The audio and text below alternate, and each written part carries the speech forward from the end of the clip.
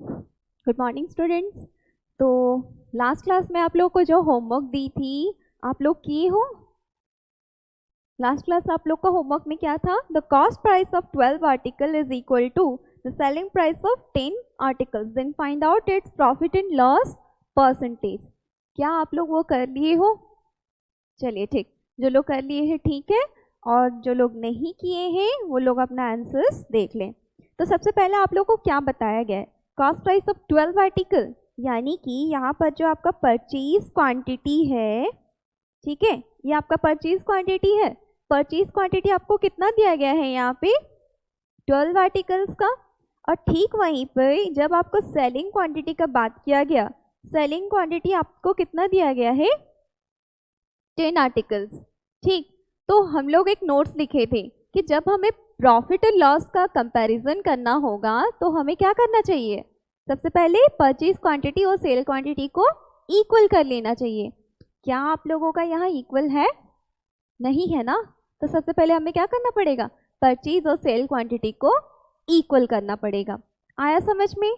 ठीक, तो अच्छा, क्या हमें और एक बात, क्या हमें यहाँ कॉस्ट प्राइस के बारे में या फिर कॉस्ट प्राइस कितना है या सेलिंग प्राइस कितना है, क्या इसके बारे में कोई भी इंफॉर्मेशन दिया गया है? नहीं ना? तो क्या करेंगे हम लोग? चलिए अज्यूम कर लेते हैं, let cost price of 12 article is equal to what? Selling price of 10 article. यही बोला गया है ना, that the cost price of 12 article is equal to the selling price of 10 article। चलिए हम लोग अज्यूम कर लेते हैं कि हम लोगों का cost price of 12 article and selling price of 10 article is equal to 100। अब समझ में आया? तो अब मुझे बताइए, फिर भी तो वही सेम केस हुआ ना कि यहाँ पे आपका 12 आर्टिकल है, परचेज क्वांटिटी कितना है? 12 है, और सेल क्वांटिटी कितना है? 10 है। तो हमें सबसे पहले क्या करना चाहिए? सेम कर लेना चाहिए। अच्छा, तो लास्ट क्लास में आपको जितने भी प्रीवियस क्लासेस में मैं आपको जितना भी एग्जांपल दी थी तो उसमें हम लोग क्या कर रहे थे? एलसीएम निकाल के कर रहे थे। चलिए मैं आज आप लोग को एक और भी छोटा सा तरीका बताती हूँ, बिना एलसीएम का भी हम लोग कर सकते हैं। अच्छा मुझे बताइए, तो यहाँ से हमें क्या क्या इंफॉर्मेशन मिला? Cost price of 12 article is equal to 100। दूसरा क्या मिला? Selling price of 10 article is equal to 100। अब बताइए मुझे, परचेज का क्वांटिटी 12 है, सेल का क्वांटिटी 10 है। अच्छा मुझे बताइए, अगर मैं यहाँ सेलिंग प्राइस ऑफ 1 आर्टिकल निकाल सकती हूँ कि नहीं निकाल सकती हूँ? क्या होगा? 100/10, यही होगा ना? सेलिंग प्राइस ऑफ 1 आर्टिकल आपका यूनिट इक्वेशन में क्या हो जाएगा? 100/10, यानी कि कितना हो जाएगा? 1 आर्टिकल का 10 रुपीज। इतना समझ में आया? चलिए अब बताइए, कॉस्ट प्राइस जो है वो कितने आर्टिकल का है? 12 आर्टिकल। अच्छा, अगर मैं यहाँ पे सेलिंग प्राइस ऑफ 12 आर्टिकल निकाल लूँ तो इक्वल होगा या नहीं होगा? मुझे बताइए। आपको कॉस्ट प्राइस भी 12 आर्टिकल का मिल जाएगा, आपको सेलिंग प्राइस भी 12 आर्टिकल का मिल जाएगा। आया समझ में? आप इस तरीके से भी कर सकते हो। तो बताइए, सेलिंग प्राइस ऑफ 12 आर्टिकल कितना हो जाएगा? 10 × 12, यानी कि 120 रुपीज का आपका सेलिंग प्राइस आ गया। इतना समझ में आया क्या? क्लियर? चलिए अब देखते हैं कंपैरिजन की तरफ। जो हम लोग को क्या पता चला? ऑन 12 आर्टिकल आपका यहाँ क्या पता चला? Selling price is more than the cost price. हम जो भी कंपैरिजन किए, on which basis? On 12 article. So we should also comparison the profit और loss percentage on 12 articles. So जब हम लोग देखें तो 12 आर्टिकल के केस में हम लोग को क्या पता चला? Here the selling price is more than the cost price. अच्छा, अगर ये ज़्यादा है तो हम लोग को कौन सा सिचुएशन अराइज हुआ यहाँ पे? प्रॉफिट का, है ना? चलिए, तो प्रॉफिट का फॉर्मूला क्या था आप लोग का? याद है? हाँ, selling price minus cost price. अब बताइए, 12 आर्टिकल का सेलिंग प्राइस कितना है? 120, और कॉस्ट प्राइस 100, ये रहा, ये अभी अभी हम लोग निकाले और ये कॉस्ट प्राइस हम लोग का कितना था 100। क्लियर? तो कितने रुपए का प्रॉफिट हुआ हमें? 20 रुपीज का प्रॉफिट हुआ। अब आपको क्या पूछा है? Profit percentage. अच्छा, क्या यहाँ पे बताया गया है कि प्रॉफिट परसेंटेज हमें किस पे निकालना है? On which basis we should calculate the profit percentage? नहीं ना। तो हम लोग का फॉर्मूला क्या आएगा? Profit by CP into 100। ठीक है, तो profit by CP into 100। Profit कितने का आया हमें? 20। सीपी कितना है हम लोग का?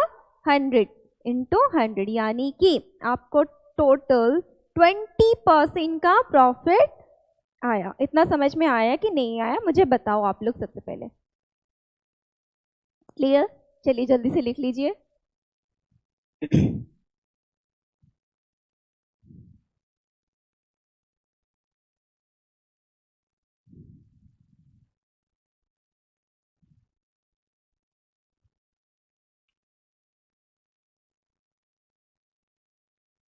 हो गया? चलिए ठीक, तो ये सभी का क्लियर है अभी? परचेज क्वांटिटी और सेलिंग क्वांटिटी का इक्वल करना अभी सभी को आएगा? चलिए ठीक, तो हम लोग एक्सपेंसेस के जो क्वेश्चंस किए थे इसका और एक क्वेश्चंस कर लेते हैं, ताकि उसमें हम लोग को और कुछ डाउट ना रहे, पूरा क्लियर हो जाए। ठीक है, तो आप लोग क्वेश्चन लिखते रहिए मेरे साथ साथ।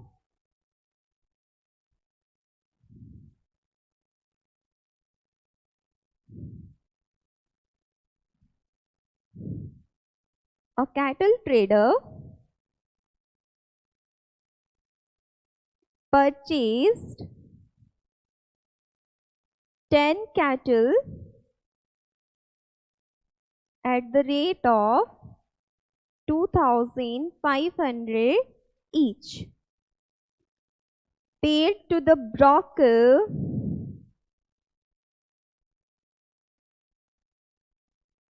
₹100 each. Rupees 100, sorry, for each cattle. Okay, rupees 100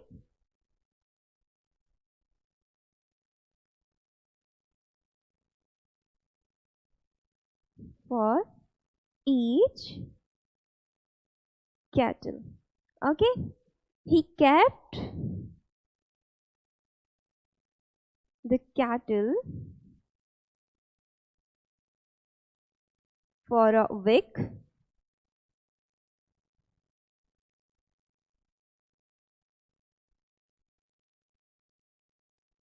he spent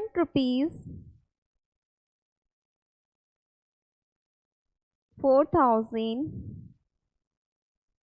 on their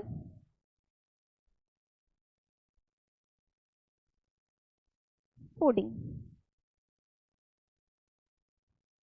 Then he sold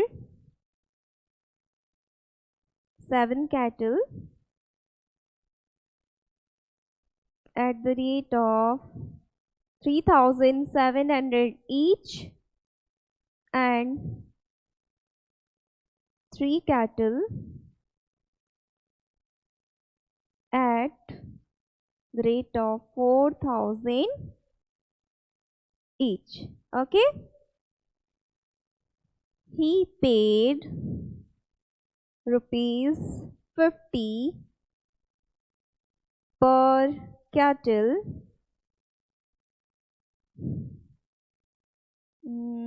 He paid ₹50 per cattle to the broker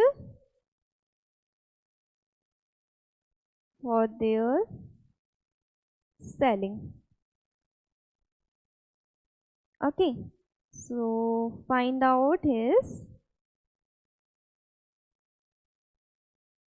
profit और लॉस परसेंटेज। ठीक है,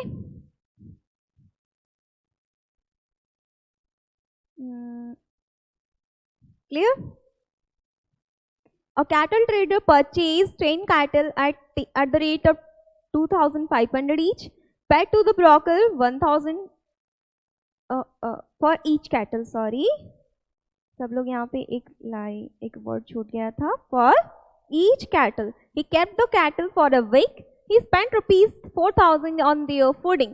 Then he sold 7 cattle at the rate of 3,700 each and 3 cattle at 4,000 each. He paid 50 rupees per cattle to the broker for their selling. So find out his profit or loss percentage. इतना समझ में आ गया?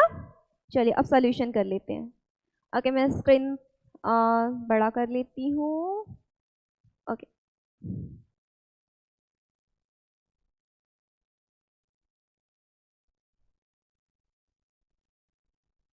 अब ठीक है सभी को? चलिए अब आंसर देख लेते हैं।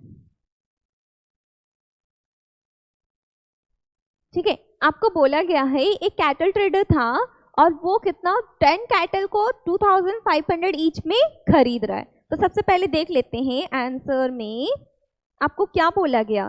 कॉस्ट प्राइस ऑफ 1 कैटल, ठीक है ना, इज इक्वल टू 2,500, यही बोला गया है ना। Cost price of 1 cattle is equal to 2,500। अब बताइए वो कितना कैटल खरीदा है? 10 कैटल। तो 10 कैटल का कितना हो जाएगा? 2,500 इंटू 10, तो ये आ गया आपका 25,000। इतना समझ में आया कि नहीं बताइए मुझे।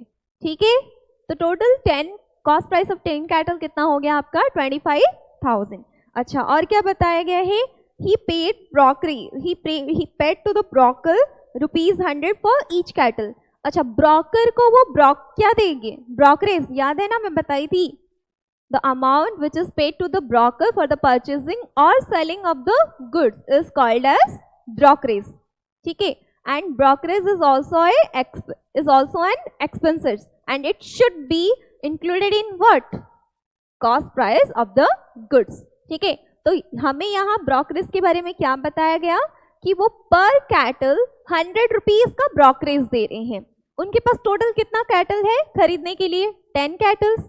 अगर वो एक कैटल में 100 दे रहे हैं तो 10 कैटल्स का ब्रोकरेज कितना हो जाएगा? देख लेते हैं, चलिए। तो आप लोग का हो जाएगा ब्रोकरेज फॉर ईच कैटल, ठीक है, आपको कितना बोला गया है? 100 रुपीज। तो टोटल ब्रोकरेज आपको कितना हो जाएगा?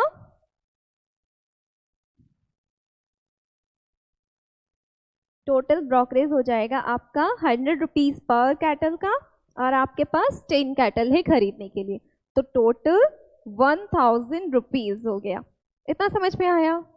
चलिए ठीक। और क्या बोला गया है कि he spent ₹4,000 on their fooding expenses for fooding उनको कितना आया है? 1,000 का, 4,000 का उनका फूडिंग का एक्सपेंसेस आ गया। अब मुझे बताइए ये जो एक्सपेंसेस है ये हमें किसमें इंक्लूड कर लेना चाहिए? कॉस्ट प्राइस में ना। तो चलिए इंक्लूड कर लेते हैं। तो हम लोग अभी क्या बोलेंगे? Total cost price of the 10 cattle. ठीक है, हम लोग कितने में खरीदे थे? 25,000 में, प्लस ब्रोकरेज आप लोग कितने का दिए? 1,000 प्लस 4,000 आप लोग क्या दिए? सॉरी, किस में खर्चा किए? फूडिंग में। तो टोटल आपको कॉस्ट अभी कितना आ गया? 30,000 का टोटल कॉस्ट आ गया। ये आपका कॉस्ट प्राइस था, ये 1,000 क्या था आप लोग का? ब्रोकरेज है, और ये 4,000 आपका फूडिंग चार्जेस। इतना समझ में आया कि नहीं आया बताइए?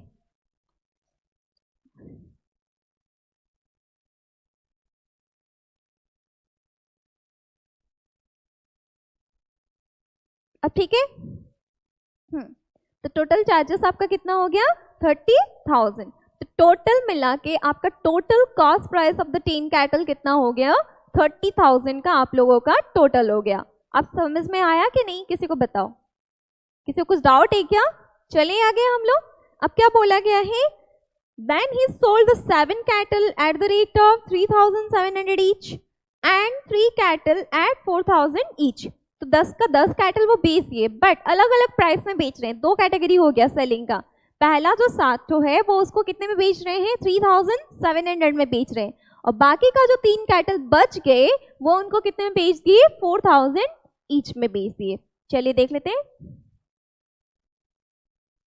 ठीक, तो आप लोगों को बोला गया है सेलिंग प्राइस ऑफ 7 कैटल। देख लेते हैं सबसे पहले आपको क्या बोला गया था 7 कैटल का, sold the 7 cattle at 3,700 each. Clear, देख लेते हैं कितना हो जाएगा, 3,700 इंटू 7, तो ये हो गया आपका 25,900। इतना क्लियर है क्या, इतना सभी को क्लियर है? चलिए ठीक। अब मुझे बताइए बाकी का 3 कैटल वो कितने में बेच रहे हैं, 4,000 ईच में। तो सेलिंग प्राइस ऑफ 3 कैटल देख लेते हैं कितना था, 4,000 ईच। तो 4,000 इंटू 3 आपका हो गया कितना, 12,000। इतना क्लियर, इतना सभी को क्लियर है क्या? चलिए, तो अब मुझे बताइए selling price of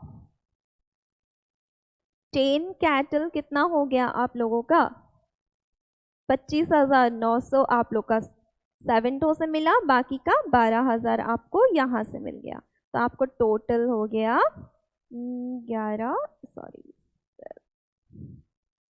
37,900।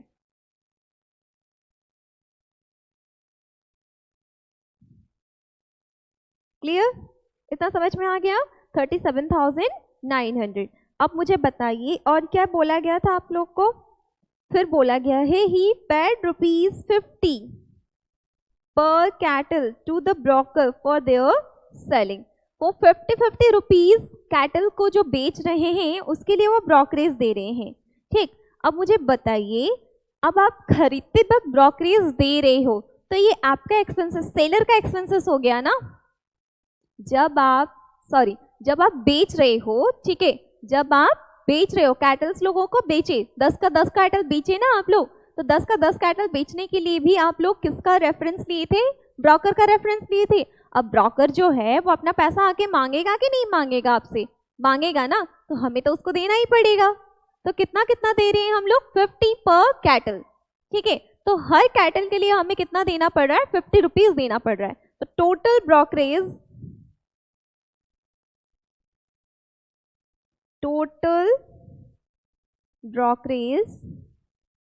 For the selling of 10 cattle कितना हो जाएगा,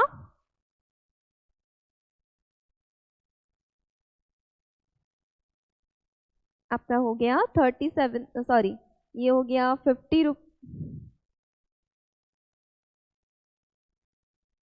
ये हो गया आपका 50 रुपीज हो गया। ठीक है, 50 रुपीज पर कैटल हो गया, और हम लोग कितना बेचे हैं, 10 कैटल बेचे हैं। तो टोटल हमें कितने का ब्रोकरेज देना पड़ा, 500 का। इतना सबको समझ में आया क्या? तो टोटल हमें कितना ब्रोकरेज देना पड़ा, 500 का ब्रोकरेज देना पड़ा है। अब मुझे बताइए हमें सेल करने के बाद कितना मिला था, 37,900। अब जो ब्रोकरेज है क्या हमें वो मुफ्त में छोड़ देगा? नहीं ना, तो अपना पैसा मांगने आएगा ना, तो देंगे कि नहीं देंगे? देंगे। कितना देंगे हम लोग, 10 कैटल बेचे हैं तो 500 रुपीज दे देंगे हम लोग। अच्छा, तो ये जो 500 है हम लोग दे दिए ना, अपने पॉकेट से गया, सेलर के पॉकेट से जाएगा ना, तो क्या अभी भी उसका सेलिंग प्राइस 37,900 रहेगा क्या? नहीं ना। क्यों? क्योंकि वो ब्रोकरेज दे रहा है। अब ब्रोकरेज सेलर के लिए क्या है, एक्सपेंसेस है। आया समझ में?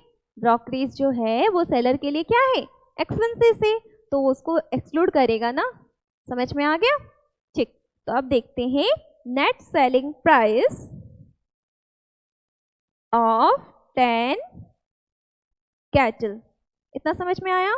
37,900 हमारा टोटल सेलिंग प्राइस था, उसमें से 500 का हम लोग क्या दे दिए, ब्रोकरेज दे दिए। तो अब क्या बचा हमारे पास, 37,900 400। अभी इतना क्लियर है क्या? टोटल सेलिंग प्राइस 10 का कितना हो गया? 37,400। अब मुझे बताइए कॉस्ट कितना आया था हमें? 30,000। अभी सेलिंग प्राइस कितना आ रहा है? 37,400। तो प्रॉफिट हुआ या लॉस हुआ? Profit obviously. तो हमें यहाँ कौन सा सिचुएशन मिला? Here the selling price is more than the cost price. Clear? चलिए, तो अब बताइए प्रॉफिट का फॉर्मूला क्या था? Selling price minus cost price. Selling price कितना है हम लोग का? 37,400 माइनस कॉस्ट प्राइस आपका कितना है? 30,000। तो 7,400 आपका प्रॉफिट आ गया। आपको बोला गया है प्रॉफिट परसेंटेज, तो प्रॉफिट परसेंटेज देख लेते हैं क्या हो जाएगा? प्रॉफिट बाय सीपी इंटू 100, है ना? प्रॉफिट बाय सीपी इंटू 100 हो जाएगा। तो प्रॉफिट कितना है? 7,400 और आपका कॉस्ट प्राइस कितना है? कॉस्ट प्राइस कितना था? 30,000 इंटू 100। तो ये आपका टोटल कितना परसेंटेज हो गया? अराउंड ये आपका 24.67% हो गया। ठीक है, अब समझ में आया सभी को कि नहीं आया? बताओ, एक बार देख लो आप लोग, किसी को कुछ डाउट है क्या? सॉल्यूशन देखो आप लोग।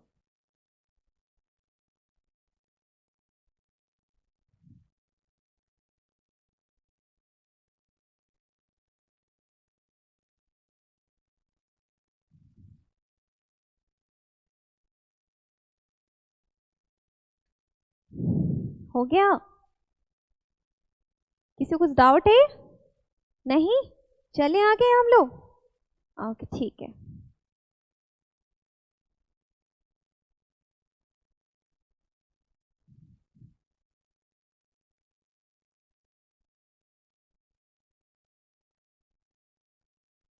तो नेक्स्ट क्वेश्चन कर लेते हैं।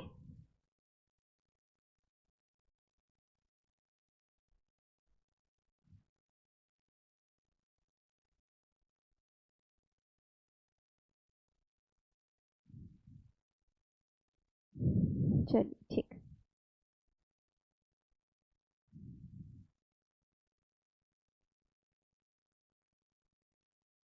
तो नेक्स्ट क्वेश्चन लिखिए।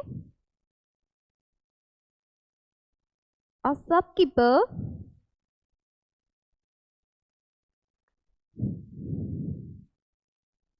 bought 550 toy kits, ठीक है? A shopkeeper bought 550 toy kits, ठीक है? तो सॉरी, तो आप लोग को बोला गया a shopkeeper bought 550 toy kits at the rate of 30 paisa each. He spent ₹15 on its transportation. A packet containing 20 toys was lost on the way. He sold the remaining at the rate of 5 for ₹2.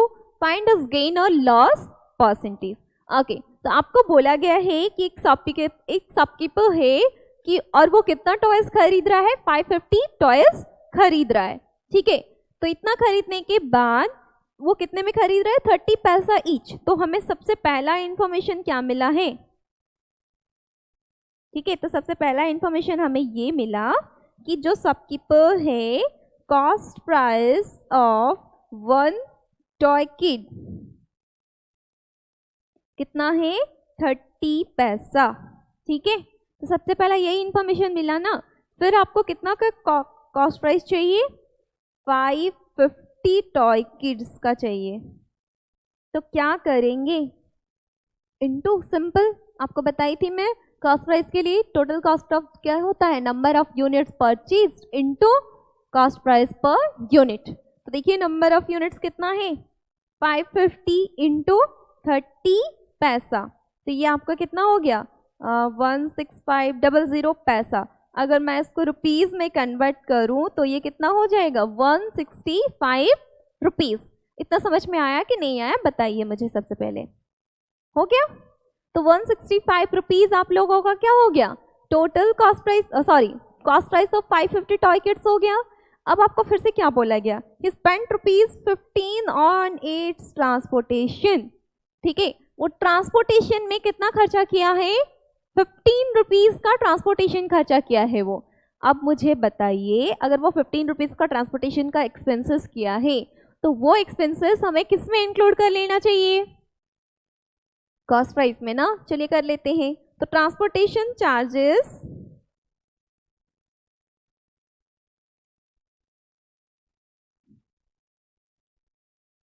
आपको कितना आया है, 15 rupees का।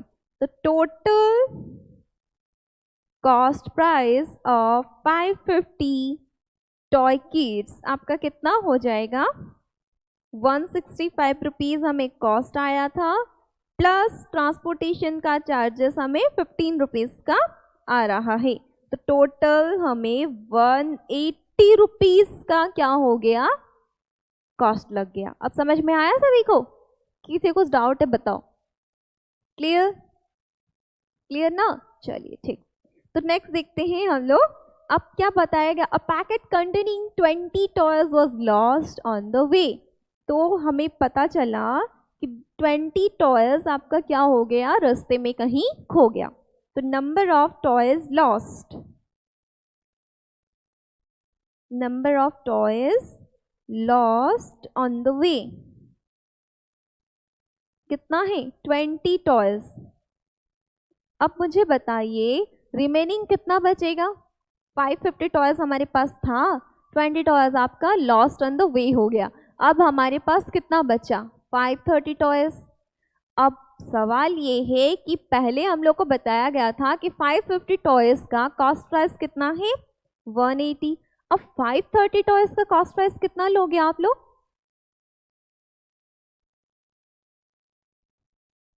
कितना लोगे,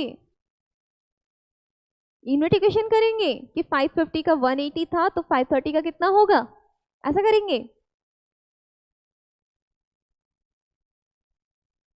नहीं, ऐसा नहीं करना है आप लोगों को। देखो एक बात याद रखना कि ऑन द वे हमें जो ये लॉस्ट हो गया, हमसे खो गया, नॉर्मल लॉस है ये, हम जानबूझ के तो नहीं किए हैं ना, कि आप ही की गलती से, मतलब हम जानबूझ के कहीं अपना सामान गिरा के आएंगे क्या, नहीं गिरा के आएंगे। तो ये जानबूझ के जब लॉस ही नहीं हुआ है तो हम इस लॉस को क्या कर देंगे, कंसिडर कर लेंगे। दैट मीन्स अब जो रिमेनिंग टॉयज बचेगा, समझ में आया आपको। तो 550 टॉयज आप लाए थे, 180 करके लाए थे, रास्ते में कहीं खो गया, आपकी गलती से तो नहीं खोया है ना, हम लोगों की गलती से खोया है क्या, नहीं, वो तो नॉर्मल ही है, कहीं खो जाता है, ठीक है। तो हम क्या करेंगे, अभी इस लॉस को अपने में कंसिडर कर लेंगे। आया समझ में। तो अब हम लोग जो बोलेंगे रिमेनिंग टॉयज जो है, रिमेनिंग टॉयज आपका कितना है बताइए मुझे, 550 टोटल हमारे पास था, 20 टॉयज रास्ते में खो गया, अब हमारे पास बचा 530 टॉयज। अब हम लोग ये बोलेंगे कि 550 टॉयज का 180 था, अब लॉस को कंसिडर कर लिए हम लोग, नॉर्मल लॉस है ना, कंसिडर कर लिए। तो अब हम लोग बोलेंगे कि cost price of 530 toys is equal to 180। यहाँ तक सभी को समझ में आया कि नहीं आया बताओ, क्योंकि ये मैं थोड़ा सा नया कॉन्सेप्ट बताई हूँ कि अगर ऑन द वे आपको कोई भी लॉस हो जाता है, मतलब आपका सामान गुड्स कहीं खो जाता है, कहीं डैमेज हो जाता है, तो उस डैमेज को या उस लॉस को हमें कंसिडर कर लेना है। आया समझ में, क्लियर। चलिए हो गया। अब क्या बताएं, अब क्या बताया गया, अब सेल करने का बारी आया है। क्या बताया गया, 5 for ₹2, मतलब 5 ठो को 2 रुपए में बेचे हैं। चलिए देख लेते हैं। आपको बोला गया है selling price of 5 toys is ₹2, इतना ठीक है। 5 टॉयज का कितना है, 2 रुपीज है। अब आपको कितना टॉयज का निकालना पड़ेगा, 530 टॉयज, अभी हमारे पास 530 ही तो है ना, कि ज्यादा है, इतना ही है, तो इतने का ही आप लोग सेलिंग प्राइस निकालना। तो सबसे पहले सेलिंग प्राइस ऑफ 1 टॉय क्या हो जाएगा, 2/5 रुपीज, यूनिट इक्वेशन, ठीक है। अब क्या करना है हमें, selling price of 530 toy kids. अब हमें एक ठो का पता है, 2/5 इंटू 530, तो ये आ गया आपका 106, ये हो गया 212। क्लियर? तो टोटल सेलिंग प्राइस कितना हो गया? 212। तो अब मुझे बताइए प्रॉफिट हुआ या लॉस हुआ? कितना था कॉस्ट प्राइस? 180। सेलिंग प्राइस अभी कितना आया है? 212। प्रॉफिट हुआ ना? Here selling price is more than the cost price. इतना क्लियर है ना? तो अगर ये ज्यादा है तो हमें क्या करना है? कौन सा सिचुएशन है ये? प्रॉफिट का। तो selling price minus cost price. तो 212 ये माइनस आपका 180। कितना रुपए का प्रॉफिट हुआ हमें? 20 और ये 12, 32 रुपीज का हमें टोटल प्रॉफिट हो गया। आपको क्या बोला है? Profit percentage. तो प्रॉफिट परसेंटेज निकाल लेते हैं ना। तो प्रॉफिट परसेंटेज का आपका फॉर्मूला, नॉर्मल फॉर्मूला क्या है? Profit by CP into 100। तो वही कर लेते हैं, profit by CP into 100। Profit कितना है आपका? 32 रुपीज़ का। सीपी कितना है? 180 रुपीज़ इंटू 100। तो ये हो गया आपका, तो ये 36 नहीं होगा, 20, 18, बाकी का बचा कितना आपका? 14, है ना? तो ये आ गया आपका 7 और बाकी का हो गया 7। ठीक है, तो 17.77%। अब किसी को कुछ डाउट है क्या? मुझे बताइए, ये जो क्वेश्चन हम लोग किए, क्या इसमें किसी को कुछ डाउट है? नहीं ना? सभी का ओके है? चलिए मैं एक बार स्क्रीन आपका बड़ा कर लेती हूँ, आप लोग सोल्यूशन लिख लीजिए।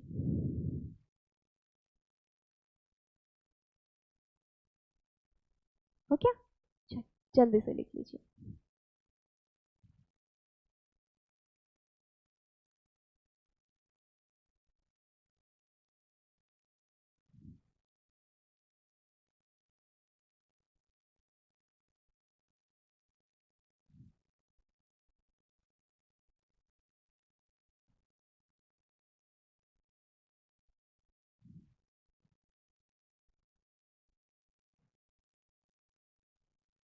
कंप्लीट सभी का?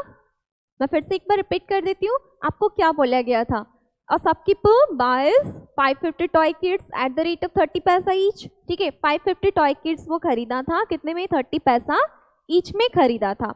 अब बताइए, एक का अगर 30 पैसा है तो 550 टॉय किट्स का कितना आया हमारा? 165। ठीक है, तो फिर बाद में क्या बताया गया? He spend ₹15 on its transportation. Transportation में 15 रुपीज़ का खर्चा कर दिए। अगर वो ट्रांसपोर्टेशन में 15 रुपीज़ का खर्चा करते हैं तो we should include that expenses in cost price of that goods. तो हम लोग वो इंक्लूड कर लिए। इंक्लूड करने के बाद हमें वो कितना मिला? 180 रुपीज़ मिला, है ना? ठीक, तो इतना करने के बाद जब हम लोग अपने स्टोर रूम में आए तो हम लोग क्या देखें कि उसमें से 20 ठो कहीं गायब है। ठीक है, रास्ते में कहीं गिर गया है। तो अब बताइए, हम लोग लाए कितना थे? 550, 20 तो कहीं गुम हो गया, तो बाकी का कितना बचा हमारे? 530 ना। अब सवाल ये है कि क्या हम लोग 530 का कॉस्ट प्राइस निकाले अभी? बिल्कुल भी नहीं, क्योंकि ये जो भी लॉस है ये हमारा क्या है? नॉर्मल लॉस है, यूजुअल लॉस है, हो जाता है ऐसा। ठीक है, तो इसीलिए हम इस लॉस को क्या करेंगे? कंसिडर कर लेंगे। और जो पहले 550 टॉय किट्स का हम लोग बोल रहे थे कि 180 रुपीज उसका कॉस्ट प्राइस है, अब हम लोग बोलेंगे कि 530 टॉय किड्स का रिमेनिंग जो बच गया, 550 हमारा टॉय किड्स था, 20 तो कहीं आपका खो गया है, तो बाकी बचा कितना? 530 बचा। तो वो जो 530 हमारे पास बच गया उसको हम लोग क्या करेंगे? उसी जो 550 टॉय किड्स का आपका कॉस्ट प्राइस था उसी को ही हम लोग मान लेंगे कि वही हमारा 530 टॉय किड्स का भी कॉस्ट प्राइस है। इतना समझ में आया? ठीक, तो हम लोग वही एज्यूम करके चले, the cost price of 530 toy kids is equal to 180। ठीक है, हो गया कॉन्सेप्ट क्लियर? बाकी का सोल्ड का तो आप लोग को पता है। बाकी क्या बताया गया? ही सोल्ड द रिमेनिंग, मतलब बचा कुछ जितना भी है, मतलब कितना? 530 eight the rate of 5 for ₹2। 5 ठो को 2 रुपए में वो बेचने लगे। ठीक, तो हमारे पास कितना टॉय किट्स था? 530 टॉय किड्स था तो हम लोग उसको बेचने लगेंगे, ठीक है। तो 530 टॉय किड्स का आपका कितना हो गया, 2/, सबसे पहले एक टू का कितना निकला 2/5, वो 530 का कितना हो जाएगा 2/5 इंटू 530, तो हमारे पास सेलिंग प्राइस आ गया कितना 212 का। इतना समझ में आया? चलिए ठीक। अब बताया, अब आपको कैलकुलेशन करना था कि प्रॉफिट हुआ या लॉस हुआ, तो हमें प्रॉफिट हुआ क्योंकि हम जब देखे 530 टॉय किड्स का कॉस्ट प्राइस कितना था 530, और जब हम लोग सेल किए 530 टॉय किड्स को तो 530 टॉय किड्स का सेलिंग प्राइस कितना आया 212, that means selling price is higher than the cost price. तो हमें कौन सा सिचुएशन राइज करेगा, प्रॉफिट का। प्रॉफिट का फॉर्मूला क्या लेंगे हम लोग, selling price minus cost price. तो उतना करने के बाद हमें कितने का प्रॉफिट आया 32 रुपीज़। फिर हमें जनरल फॉर्मूला अप्लाई करना है क्योंकि यहाँ तो कुछ बोला ही नहीं गया है ना, मेंशन किया गया है क्या कि प्रॉफिट परसेंटेज किस में निकालना है, नहीं। तो हम लोग क्या करिए, जनरल फॉर्मूला अप्लाई किए, profit by cost price into 100, तो उससे हम लोग का प्रॉफिट परसेंटेज कितना निकल के आया 17.77%। क्या इतना सभी को क्लियर है? इतना सभी को क्लियर है क्या? चलिए ठीक। तो नेक्स्ट क्लास हम लोग पढ़ेंगी कि how to find out selling price and how to find out cost price. How to find out selling price when the cost price and profit और लॉस परसेंटेज इज गिवन, ठीक है। जब आपको selling price निकालना कब होगा, जब आपको कॉस्ट प्राइस और प्रॉफिट और लॉस परसेंटेज दिया रहेगा, तो हम लोग सेलिंग प्राइस कैसे निकालें। एंड इन सेकेंड पार्ट हम लोग पढ़ेंगे कि how to find out cost price when the selling price and profit और loss percentage is given. Clear? ये हम लोग नेक्स्ट क्लास पढ़ेंगे। तब तक इस बार आप लोग क्या करेंगे, ये जो मैं आप लोग को दो क्वेश्चंस बताई और प्रीवियस का जो होमवर्क करवाई हूँ, ठीक है, वो तीनों क्वेश्चन आप लोग खुद से एक बार क्वेश्चंस लिखोगे और फिर से खुद से प्रैक्टिस करोगे, कॉपी से फिर देख के मत लिखिएगा, ठीक है। एक बार समझ लिए, क्वेश्चन लिखो, कॉपी बंद करो, ठीक है, और उसके बाद खुद से उसको सॉल्व करने का कोशिश करो, ठीक है। तो जब क्लियर, आई होप सभी को क्लियर होगा। अगर क्लियर नहीं होगा तो नेक्स्ट क्लास आप लोग मुझे फिर से पूछिएगा, ठीक है, मैं बताऊंगी, ठीक। तो नेक्स्ट क्लास अगर ये आपका क्लियर हो जाता है तो नेक्स्ट क्लास हम लोग how to find out selling price and how to find out cost price आगे पढ़ेंगे, ठीक। चलिए, तब तक आप ये होमवर्क बनाते रहिए और इसको रिविजन करते रहिए।